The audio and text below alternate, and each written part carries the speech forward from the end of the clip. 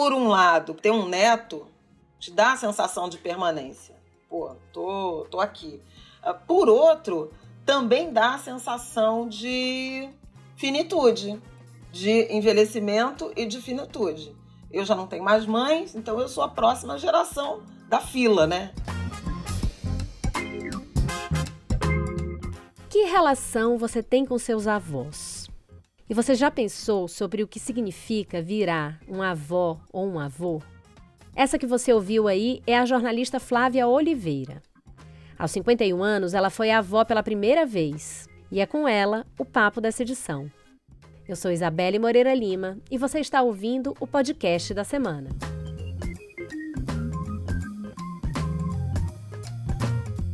A Flávia Oliveira não estava se programando para ser avó exatamente, mas no auge da pandemia, num dos momentos mais trágicos da nossa história atual, ela viveu um momento pessoal intenso que ela chamou de uma das experiências mais profundas e bonitas da vida dela. A filha da Flávia, Isabela Reis, com quem ela faz um podcast, o Angu de Grilo, ficou grávida. E ela pôde acompanhar de perto, durante todo o tempo, a gravidez e os primeiros meses do Martin, o neto da Flávia. Nessa edição do podcast da semana, a Flávia, que é comentarista da Globo News e colunista do jornal O Globo e da Rádio CBN, conta essa história e faz uma reflexão super bonita sobre o que significa ser avó. Ela fala do ponto de vista prático, mas do mais amplo também. Faz uma contextualização social e econômica do que significa envelhecer e do envelhecimento da sociedade. Mas a Flávia fala também de forma pessoal, de como ela se sente virando uma ancestral e qual a relação disso com a religiosidade dela. Ouve aí meu papo com ela. Flávia, muito obrigada por ter topado conversar com a gente. É um prazer estar com você aqui hoje. Prazer é meu, muito obrigada pelo convite, especialmente para conversar sobre um tema que me interessa, profissional e pessoalmente. Maravilha, então vamos lá. A gente vê uma mudança de demografia grande em diferentes partes do mundo, né? De mais avós e menos netos. O Brasil é um desses lugares, o país está envelhecendo. E a gente sempre ouviu sobre sobrecarga da Previdência como um dos grandes dramas dessa mudança no país, né? Então eu te pergunto, Flávia, o que o envelhecimento da população significa socialmente? Bom, primeiro, Isabelle, eu preciso, porque a gente normalmente, quando começa a falar de envelhecimento, né, pensa remete sempre a uma reflexão negativa, de custo, de trabalho. Então, eu acho que a primeira coisa absolutamente fundamental quando a gente pensa envelhecimento é pensar como dádiva, é pensar como conquista, é pensar como privilégio, como oportunidade.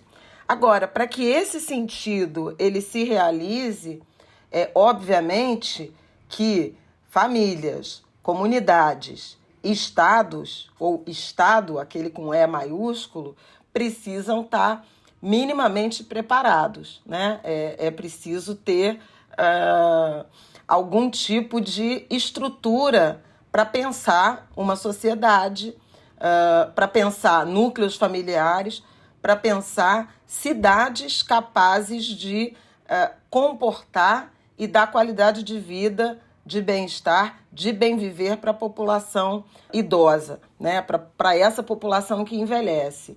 A longevidade é uma conquista que se deu a partir do avanço da medicina, sobretudo da medicina preventiva, né, das vacinas, e do conhecimento científico que se relaciona com, além da medicina propriamente dita, com exercício, com tempo de sono, com a própria divisão aí dos anos de trabalho e o direito à aposentadoria e ao descanso, né? É curioso porque eu tenho 53 anos, estou prestes a fazer 54 e não cresci com as minhas avós, né? Eu perdi as minhas avós muito cedo, todas duas. Então não tenho essa possibilidade, não tive essa possibilidade de convivência. E, diferentemente do meu neto, né?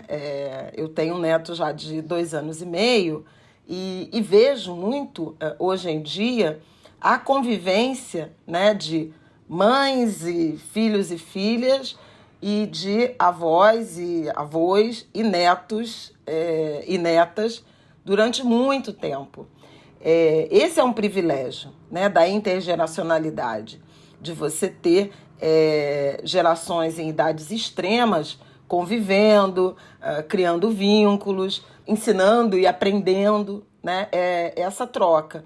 Então, é muito mais dádiva do que custo. Agora, tem custo. Você mencionou a Previdência, e talvez esse seja o grande nó, né, que o Brasil precisa resolver.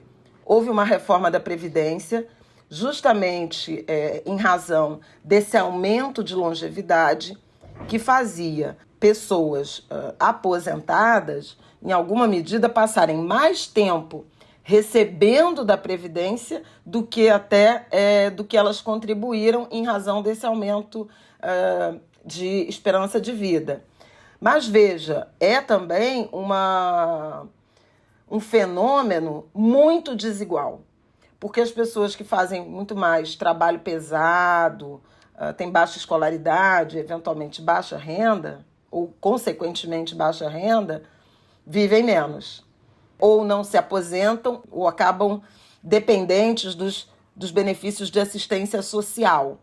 Ao passo que quem efetivamente tem muita aposentadoria especial no Brasil, né, ou teve. Agora, quando a gente faz um pacto e diz, agora para você se aposentar, você vai ter que trabalhar mais anos, em vez de 30, 35, 40, 42, 43 anos para ter uma aposentadoria integral, você precisa que a sociedade também se conscientize disso e crie oportunidades de acesso ao mercado de trabalho ou de inserção no mercado de trabalho para essas pessoas mais velhas. Aí é muita coisa para fazer, adaptação das casas, uma redistribuição das atribuições familiares, de modo que mulheres não fiquem sobrecarregadas com os cuidados com os idosos. Você falou assim, são mais avós e menos netos. Mas no meio tem uma filha, normalmente uma filha, uma sobrinha, né, que teve menos filhos, mas que dedica uma boa parcela do seu tempo a cuidar dos idosos. E também tem dificuldades de acesso, de ascensão e de inserção no mercado de trabalho em razão dessas obrigações familiares, que o Estado não partilha hoje com as famílias, né? É fundamental que o Brasil se debruce sobre isso no momento em que a gente está vivendo essa transição. E, por fim, que eu já falei até demais, né? É muito importante que a gente também pense que, como temos o menos neto, a nossa população jovem está diminuindo.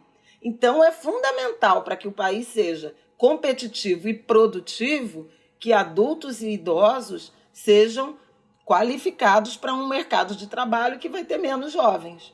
É uma realidade com a qual o Brasil nunca lidou, vai precisar lidar e precisa se conscientizar disso. Então, isso me leva à minha próxima pergunta, porque a gente já ouve bastante falar sobre a palavra etarismo, né? Dá para dizer que essa é uma palavra relativamente nova, assim, no nosso discurso coloquial.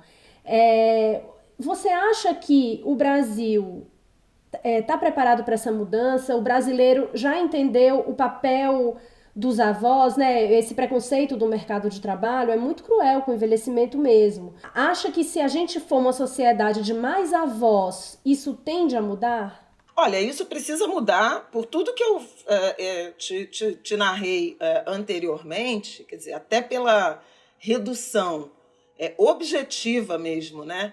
Já, inclusive, o último censo, o primeiro bloco, né, de informações que o IBGE já divulgou do censo 2022, ele dá essa dimensão, ainda não sobre faixa etária, mas sobre a diminuição da população em números absolutos em relação ao censo anterior de 2010.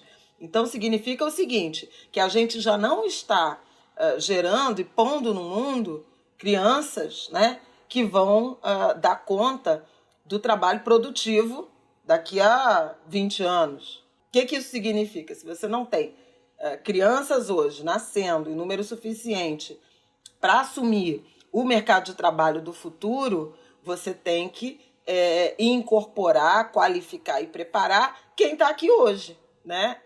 Levando em conta que a longevidade pode ser esse bônus, esse presente. Você vai ter mais gente viva por mais tempo, capaz de trabalhar, de consumir, né? Porque também não é só trabalho, mas eventualmente quem serão os espectadores, o público da cultura nas próximas décadas, numa população cada vez mais envelhecida. Então, pensar nesses espaços, pensar na acessibilidade, como é que as cidades podem se preparar para serem ambientes seguros de circulação, porque também tem isso, né? Para muita gente, o envelhecimento é sinônimo de isolamento. Eu até outro dia estava ouvindo uma amiga, não vou revelar o nome dela porque, enfim, não estou autorizada, mas ela dizia assim, estou pagando tudo que eu fiz com os meus filhos, porque agora que eu já fiz 80 anos, tudo para mim é não. Eles dizem, não, você não pode sair. Sabe? Aí ela falou assim, sabe aquilo que a gente fazia?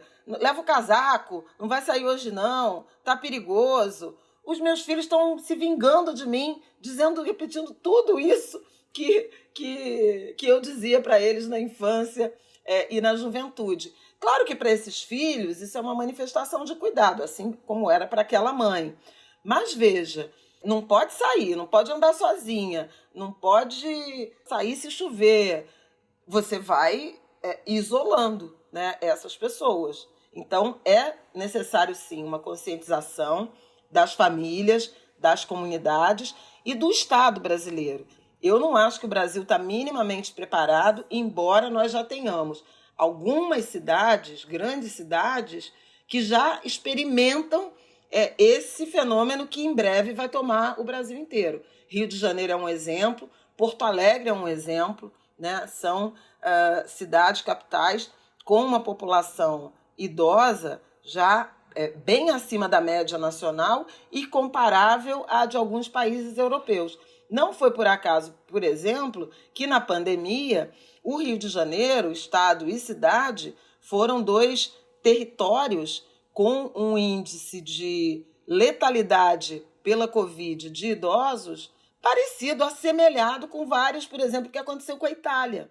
E isso tem a ver com essa transformação, com essa característica demográfica. A Ana Amélia Camarano, que é uma demógrafa importante, que se dedica a esses estudos há muito tempo, há décadas, ela dizia isso. De modo geral, a saúde pública pensa, ou pensou, se dedicou muito no risco de mortalidade por doenças, viroses, para as crianças, né, com as crianças. Então, você tem aquele batalhão de vacinação. E a partir da Covid, sobretudo a partir da Covid, a comunidade científica e os formuladores de política pública se deram conta que os idosos também estão sujeitos à morte por esse tipo de doença. Agora, por outro lado, Flávia, a gente tem falado mais de ancestralidade. Você acha que as pessoas estão com a ancestralidade mais na cabeça e isso pode ser de repente uma ferramenta de valorização dos mais velhos? Acho que sim, mas aí nesse caso eu tenho uma opinião bem particular, porque eu sou uma mulher preta de religião de matriz africana. Eu sou do candomblé. E no candomblé, muita gente não sabe, mas os cultos têm 2 vertentes, né? Uma vertente dos orixás e uma vertente dos ancestrais. Então a gente reverencia, homenageia, faz oferendas aos nossos ancestrais, de um lado e de outro.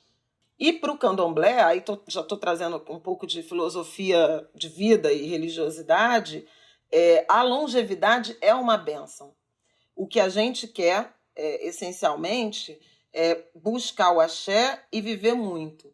Não é bom que trajetórias de vida sejam interrompidas pela morte precoce.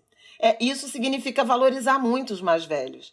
E especialmente num ambiente religioso em que a gente transmite o conhecimento por via oral, né? Pela oralidade. Então, obviamente, que quem é mais velho, em particular no culto, né? Mas mais velho também em idade, tem mais bagagem, tem mais conhecimento para transmitir, tem mais vivência. E essa é uma dimensão de valorização da ancestralidade, dos mais velhos, das relações com as avós, com os avós, né? Isso sem sombra de dúvida. E essa intergeracionalidade permite. Hoje eu acho que a gente vê como nunca, né? Netos, netas, tentando, por exemplo, recolher as receitas, as histórias, tentando ouvir seus mais velhos para montar a árvore genealógica da família, especialmente nas famílias negras, né, que a consciência de identidade racial e do processo de apagamento, né, de epistemicídio foi tão intensa e hoje essa consciência é mais nítida, muitos vão buscar as referências, as memórias, as histórias, as origens das suas famílias com os mais velhos. Então você tem sem dúvida alguma, uma valorização da ancestralidade. E aí, partindo para a sua experiência pessoal, né? Você é uma avó recente, 2 anos e meio tem seu neto, é isso, Isso. Né? Então eu queria saber o que mudou para você nesse período. Foi difícil recuar e deixar a filha ser mãe? Olha, não foi muito... Eu não posso dizer que foi difícil, porque não foi algo planejado, né? E foi muito intenso, porque a gente estava em plena pandemia, e acho que aí são características bem específicas, né, do que aconteceu com a minha família. Nós estávamos em isolamento, juntos, né? Eu, meu marido, Isabela, minha filha, o Rafael, então namorado dela, que passava dias aqui, mas ele é médico, e na pandemia ele intensivista, fez hospital de campanha, trabalhou intensamente. E ela se descobriu grávida, nada planejado, acidentalmente, em maio de 2020. Talvez tenha sido, assim, a experiência mais bonita que eu tive e profunda num momento de tragédia global. Porque nós todos, tirando o Rafael, né, estávamos trabalhando de dentro de casa, em isolamento muito intenso, um isolamento que ficou ainda mais, digamos assim, radical por ela ter engravidado e a gente não ter muita informação do que aconteceria. Então, eu vivi a gestação da minha filha com uma intensidade maior do que a própria gestação que eu tive, porque quando eu fiquei grávida, eu estava numa vida intensa, né, de mercado de trabalho, de circulação, então é o cansaço, são os deslocamentos. Então, certamente, minha mãe acompanhou menos a minha gestação e eu própria, porque estava dividida em várias outras agendas, compromissos, etc. E a gestação da Isabela, ela passou milímetro a milímetro. Eles só foram se mudar para a casa deles há um mês e meio antes do Martin nascer. Então foi muito intenso. Cada mexida, cada enjoo, cada desejo. E pelo trabalho do Rafael, o primeiro ano de vida do Martin também foi passado intensamente com a gente aqui em casa. Eu e Aidano, né, meu marido. A Isabela dormia aqui com o bebê 3, às vezes 4 vezes na semana. Então, eu sempre fui rede de apoio. E a minha relação com o meu neto é muito intensa.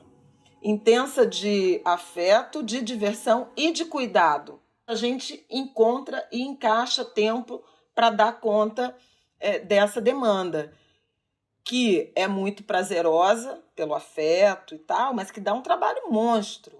E que sobrecarrega demais as mulheres, as mães, né? Então, você ter essa rede de apoio é absolutamente fundamental para ter uma maternagem sã, minimamente sã, né? E muitas mães precisam dessa rede de apoio até para se manter no mercado de trabalho, né? Sim, Eu te falava isso sobre os idosos, né, sobre o cuidado com os idosos, e a mesma coisa, quer dizer, e antes já existia esse empecilho para as mulheres terem uma vida profissional plena em razão da falta de rede de apoio. É sempre a mãe que tem que faltar ao trabalho porque o filho... E aí vamos pensar em várias classes sociais, né? A gente está falando aqui de uma realidade minha muito classe média, mas isso que eu vivo aqui de ajudar a minha filha é o que muitas mães de favela, né? A rede de apoio com que mulheres pretas, mulheres pobres, mulheres periféricas contaram ao longo do tempo para conseguir trabalhar e levar dinheiro para casa. Então, é uma mãe que fica, é uma irmã, uma tia, e é uma rede de apoio que se forma a partir de laços familiares ou comunitários, porque faltam políticas públicas nessa direção. E o que está acontecendo, o que a gente viu acontecer ao longo do tempo em relação aos cuidados com as crianças, com os filhos, agora a gente vê, mesmo com as mulheres tendo menos filhos, acontecer em relação aos idosos. Muitas mulheres sacrificadas por conta dos cuidados com mãe, com pai. Por exemplo, além do cuidado mesmo, não pode deixar sozinha, tem que deixar comida, tem que cuidar de dar um remédio. Quando eles são internados, pessoas que têm a sua produtividade, né, a sua capacidade profissional comprometida porque tem que dormir no hospital, porque tem que ir diariamente ao hospital. Então, assim, são todas estruturas muito difíceis, né, de serem mantidas e que sobrecarregam por demais as mulheres. E assim, você contou da sua experiência que foi super intensa, né, na pandemia, do transformar-se em avó. Você acha que essa transformação em avó pode trazer algum tipo de crise de identidade? Você é uma avó jovem, né? Você falou que tem 53 anos. Você sentiu algo próximo disso? Sim. Se por um lado, por exemplo, você falou de ancestralidade, né? Se por um lado é interessante se ver, né? Se aproximar assim, de se tornar uma figura ancestral, porque é a segunda geração, né, depois de mim, né? Então tem uma brincadeira, né, uma ilusão de uma eternidade, de uma permanência, né? Ter um neto te dá a sensação de permanência. Pô, tô aqui. Por outro, também dá a sensação de finitude, de envelhecimento e de finitude. Eu já não tenho mais mães, então eu sou a próxima geração da fila, né? Da ordem natural das coisas, e eu espero que ela se materialize, né? Porque não consigo imaginar o que é uma mãe perder um filho, né? Uma avó perder um neto. Enfim, pela ordem natural das coisas, eu sou a próxima da fila. E isso causa um certo desconforto. Eu estava vendo outro dia uma série, final de This Is Us, né? E lá pelo final da série, uma filha dá a notícia de que está grávida. E o personagem faz uma reflexão sobre ser avô e lembra do pai, falando que é incrível como você pode amar tanto alguém cuja relação está fadada à despedida, né? Muito mais do que... Porque, o que ele queria dizer com isso? A relação de pais e filhos, em condições normais de temperatura e pressão, é muito mais longa do que a relação de avós e neto. Então, ele dizia isso. Cara, e é assim, alguém que eu conheci tardiamente, por óbvio, né? Você já conhece na maturidade, e que eu amo de um jeito que é desesperador pensar que isso vai ser interrompido, que essa relação vai ser interrompida pela morte. Então tem essas viagens. Tem a viagem de, meu Deus, que mais que eu vou ter que aprender, né, para continuar me relacionando com essa criança que já nasceu num ambiente tecnológico, enfim, de convivência, de conhecer, tudo totalmente diferente, né, dos nossos tempos. Tem várias reaprendizagens. A forma como a minha filha cria o meu neto é totalmente diferente da forma como eu a criei. Mas eu procuro ser a rede de apoio para ela que eu tive da minha mãe, né? Minha mãe foi uma avó muito presente, não muito afetuosa, no sentido do abraço, do beijo, que é uma característica muito minha. Mas a minha mãe cuidou muito da Isabela para que eu pudesse trabalhar. Quer dizer, a minha relação, o meu sucesso profissional, a minha ascensão profissional, ela está totalmente atrelada ao fato de que eu tive uma mãe disposta a me ajudar, a virar à noite, virar à madrugada, dormia na minha casa, ficava nos fins de semana, no plantão. Então, assim, se eu não tivesse essa rede, obviamente eu talvez tivesse que ter alterado a minha trajetória profissional, a intensidade de dedicação ao trabalho, que sempre foi muita. Procuro ser essa figura para a Isabela. Mas, assim, esse ano eu voltei a cuidar da minha saúde, um pouco também para pensar em viver mais tempo com o Martin, pelo Martin, para o Martin. Mas eu acho que a mulher desapareceu um pouco. Eu estou tentando reencontrá-la, sendo sincera. Tá profissional, tá avó, mas a mulher mesmo, no sentido da sexualidade, e até assim, do indivíduo, ela um pouco desapareceu. Também teve a pandemia, né? Não é só o neto, né? Tem um monte de elementos que aconteceram simultaneamente. Então, assim, estou vendo menos as minhas amigas e me vendo fazendo coisas que eu, às vezes, criticava mentalmente sobre amigas. Pô, depois que ela foi avó, nunca mais saiu com a gente, não sei o quê, porque eventualmente está ajudando filha, não sei o que lá. E às vezes eu me pego assim, gente, não vai dar para ir porque eu tenho que ficar com o Martin. Mas já estou tentando, neste ano de 2023, que é um pouco de volta à normalidade, reequilibrar isso, né? Ver mais as minhas amigas, cuidar da minha saúde, enfim, botar a vida, olhar um pouco também para a Flávia. Flávia, para terminar, a gente usou uma pesquisa para montar a edição uma pesquisa de Harvard, que fala que os avós foram extremamente importantes para a evolução humana, porque ter netos por perto depois da idade fértil faz com que os avós se mantivessem ativos e saudáveis.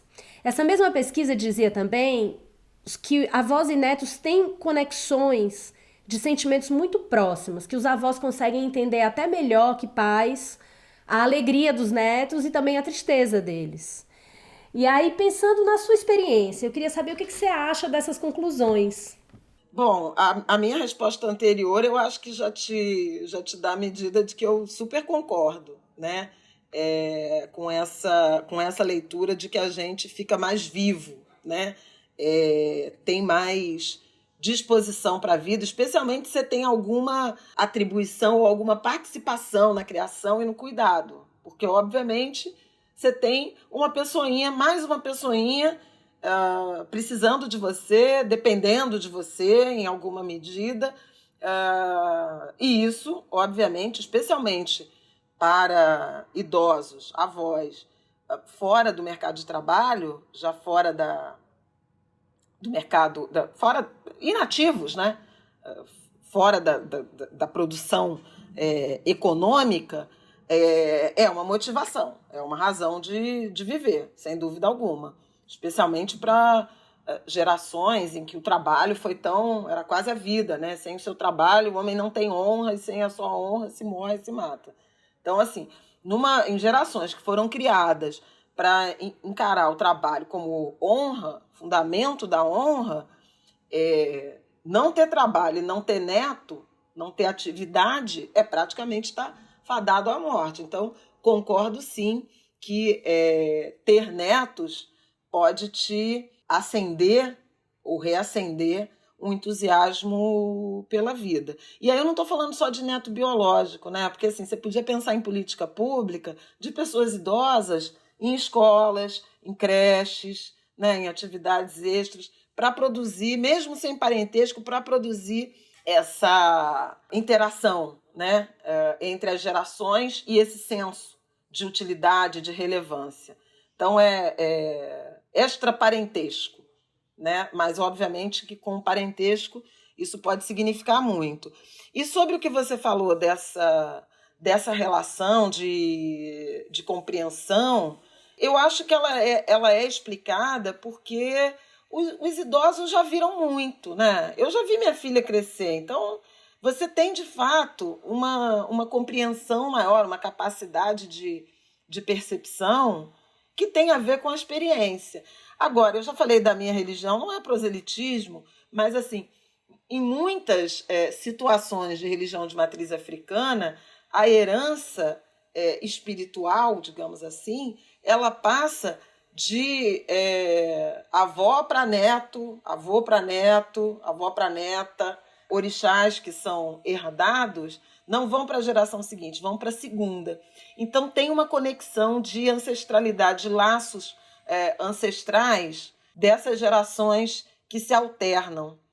Talvez isso também ajude a explicar essa compreensão. Talvez sejam os netos, numa formulação assim muito nada científica e nem com autorização religiosa, porque eu não tenho essa autorização religiosa para fazer essa inferência, mas numa imaginação livre, talvez sejam os netos os nossos verdadeiros herdeiros, no sentido mais amplo do que significam herdeiros. Muito bom. Olha, que sorte do Martin, hein, ter essa avó. Estou pensando no sentido muito de gente preta, sabe? Uhum. Isabelle, porque entre os brancos você vê muito pai rico, filho nobre, neto pobre, né? Como se as gerações se deteriorassem. Então, eu estou pensando o avesso disso, né? Estou pensando numa carga, né? Numa herança de ancestralidade depositada na geração seguinte à dos filhos. Eu acho isso bonito, né? Porque vai todo mundo se encadeando. Muito bom. Flávia, muito obrigada por essa conversa. Foi ótimo te ouvir. É isso. Obrigada, viu? Se você quer saber mais sobre a vida dos avós, vai no site da Gama, que a gente tem uma edição completa sobre esse tema.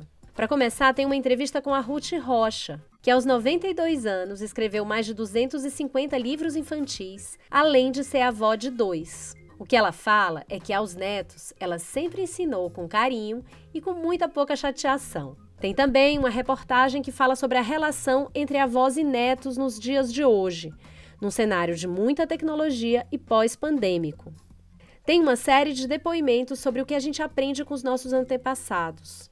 As atrizes Ana Flávia Cavalcante, Regiane Alves e Bel Kutner, o escritor Arthur Nestrovsky e o chefe Henrique Gilberto são alguns dos que compartilham suas histórias. A edição traz ainda o nosso bloco de notas com dicas que os jornalistas da Gama reuniram para fazer essa edição. Se você gostou deste podcast, eu te convido a ouvir nossas outras edições, tem muito papo bom. Já passou por aqui muita gente interessante, eu vou dar aqui alguns exemplos. O psicanalista Christian Dunker, o escritor Marcelo Rubens Paiva, a apresentadora Rita Lobo, a atriz Mia Mello e muitos outros. Em plataformas de áudio como o Spotify e o Deezer e no site da Gama, você pode ouvir o podcast da semana. Com roteiro e apresentação de Isabelle Moreira Lima, este é o podcast da semana. A cada 7 dias, um tema novo para você. A edição de som é da Laura Kapeliushnik. Até semana que vem!